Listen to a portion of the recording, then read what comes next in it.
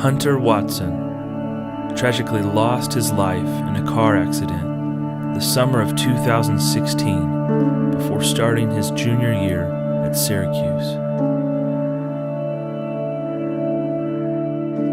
I'm Jerry Watson. I'm a member of Phi Kappa Psi. Founded the chapter at the University of Alabama and was initiated in 1964.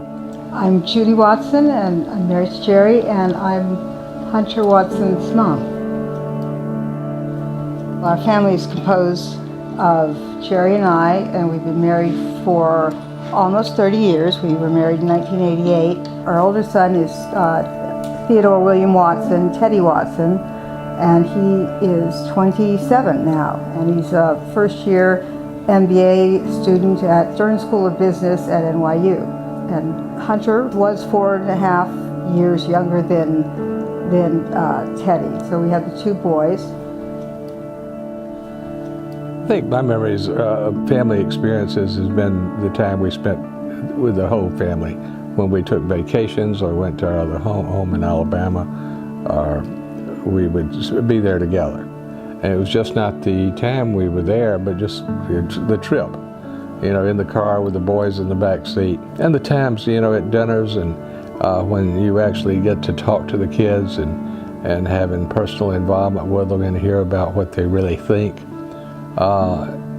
It was amazing how smart these kids were and, you know, how much life they had in them. What made Hunter so special was his creativity. By the time Hunter was 10, he had mastered the piano and the guitar, and so he was one of the things that would happen on weekends in our home is all of his friends would gather here because he was his number one goal in life, I think, is to have as many best friends as you could have.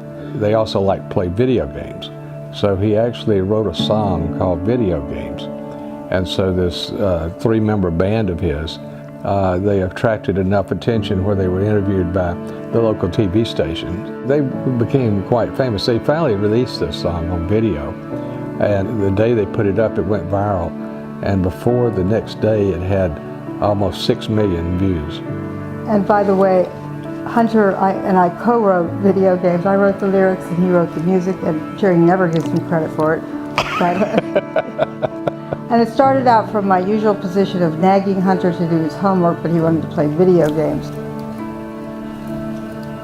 Hunter was modest. I can't think of any other time where he was very proud of himself except for when he pledged Phi Psi, which is, and I will never forget, he called us up and I answered the phone. Hi, I want to speak to Dad. And usually I got to talk to him first, but no, I want to talk to Dad. Hunter said, Dad, I know you told me not to do this, but and told me not to pledge Phi Psi just because you are a Phi Psi, but I like those guys, and that's a house. I'm going to accept their bid. When Hunter went to college, one of the hardest things that I had to adjust to, and still am not adjusted to, is how quiet our home is. Hunter would rocket around here, hitting the walls, and he would run down the back stairs every time he went down the back stairs and try to make an imaginary basket at the end. There's his handprints are still there, and you would just, the house would shake when Hunter was here. I don't know how he did it. Teddy doesn't do it. It just, he had so much energy. He was either laying down or he was running through this house, and I miss his energy.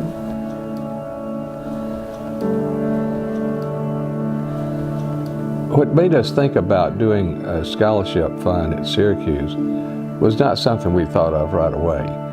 It was really the result of when we lost Hunter, the outpouring of sympathy and support from the fraternity there was so overwhelming that when we had the memorial service here in McLean, Virginia, the entire pledge class drove the 5 hours down here to attend the memorial service, to speak at the service, and to share all the memories they had of Hunter. And then after that, the Syracuse chapter invited us. They had put on a candlelight vigil in Hunter's honor at Syracuse and invited Judy and I to come attend that.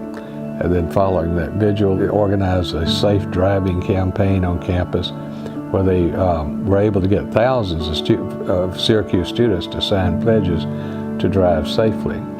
And it was that they were just doing so much, and we're really falling in love with these kids up there, particularly his pledge class. So we were talking one night, Judy and I, we decided we should do something for that chapter and in Hunter's memory. And so I called Ben Nicole, who had never spoken to or had never even met, and asked him about the uniqueness of this. What our interest was to establish this scholarship for that chapter, and it would be the winner every year would be selected by members of his pledge class. And we thought that this would help keep that pledge class bonded together for years to come.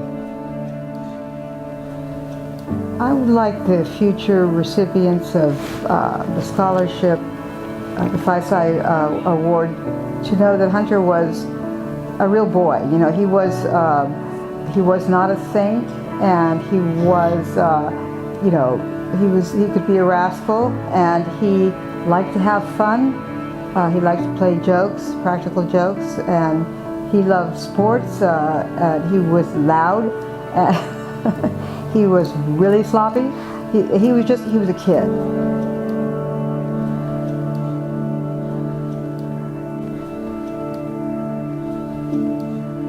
One of the things he always said is, live in the day, make every day count.